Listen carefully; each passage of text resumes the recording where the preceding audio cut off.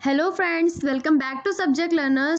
तो दोस्तों, आज के इस वीडियो में हम लोग कवर करेंगे लिटरेरी टर्म्स एंड मूवमेंट के एक टॉपिक को, जिसका नेम है ऑटोबायोग्राफिकल नॉवेल। ऑटोबायोग्राफिकल नॉवेल को ऑटोबायोग्राफिकल फिक्शन या ऑटो फिक्शन भी कहते हैं।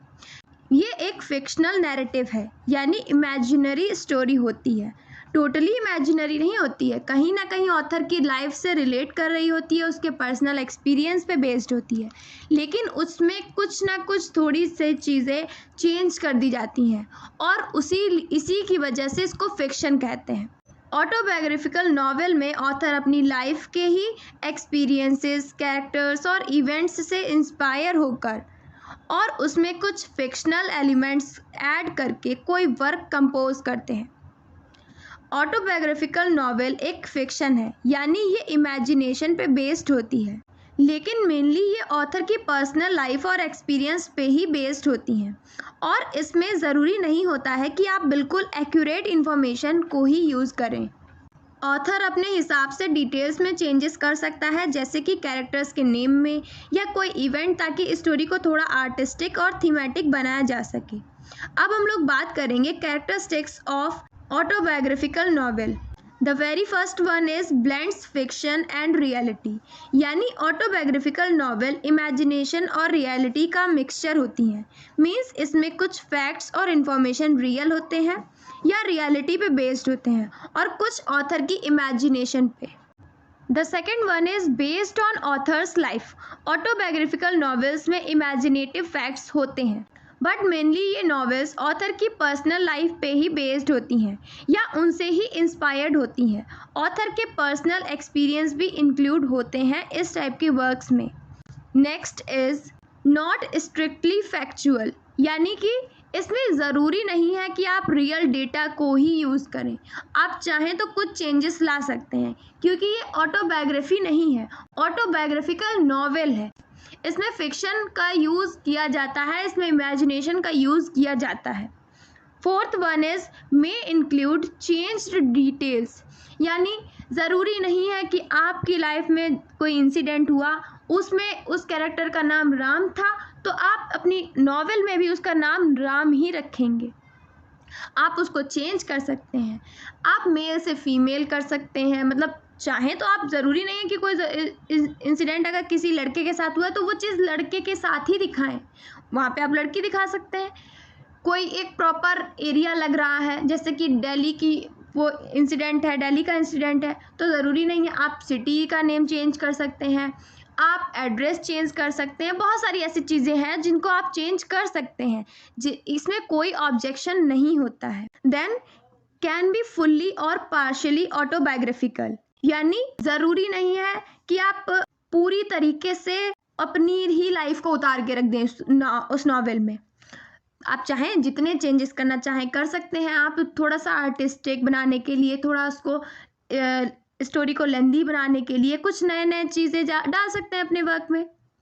ठीक है, अब बात करते हैं कि कैसे ऑटोबायोग्राफिकल नॉवेल अलग है ऑटोबायोग्राफी से। Autobiography is a non fiction account of A persons life aiming for accuracy and truth.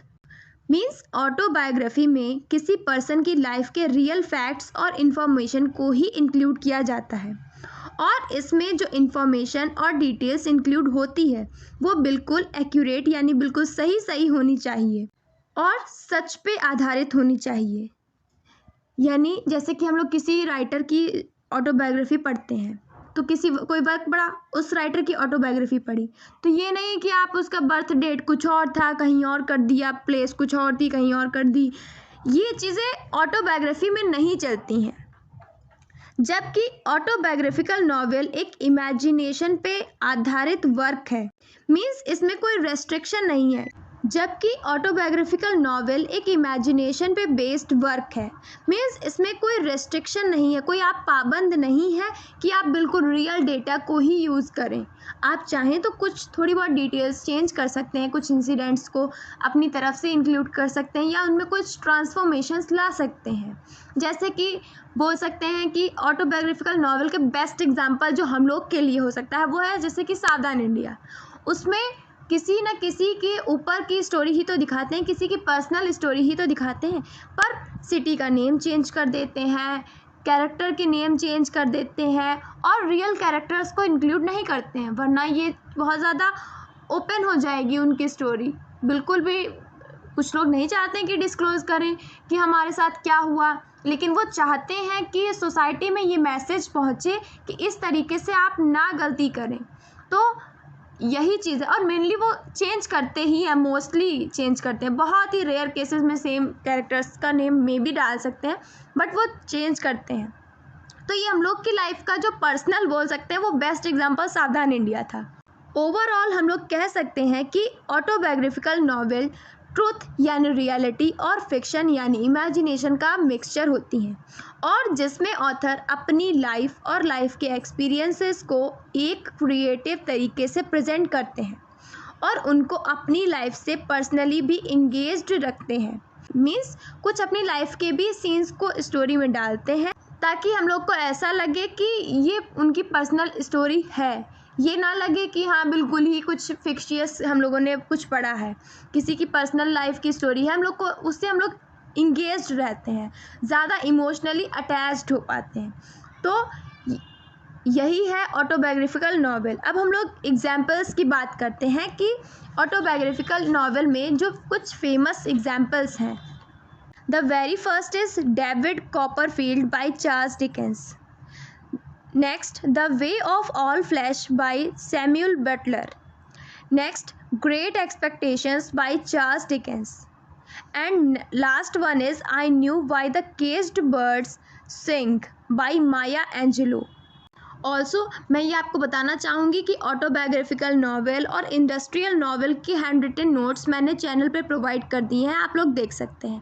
और आगे ऐसे ही और सारे वीडियोस आने वाले हैं, तो चैनल को सब्सक्राइब करके रखिए और अपने फ्रेंड्स और क्लासमेट्स के साथ मेरा चैनल सब्जेक्ट लर्नर्स ज़रूर से ज़रूर शेयर करें। आई होप सो ये वीडियो आपको अच्छा लगा होगा। Then like share and subscribe to my channel subject learners.